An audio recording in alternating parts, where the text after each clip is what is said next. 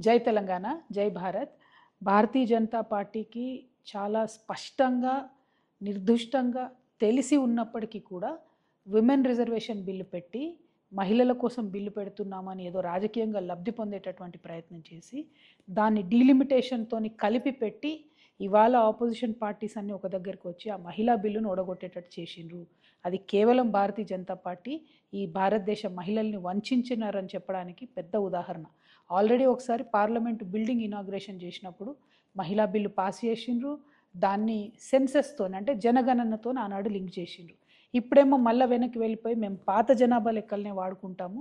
కాకపోతే delimitation of parliamentary constituencies అని పెట్టి మళ్ళొకసారి మహిళల్ని మోసం చేసినారు.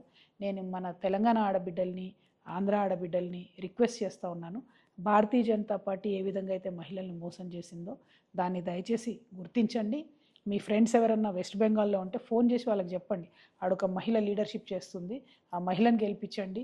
ఈ మోసకారి మాయమాటలు చెప్పేటటువంటి భారతీయ జనతా పార్టీని ఓడగొట్టండి అని చెప్పండి. Thank you. జై తెలంగాణ.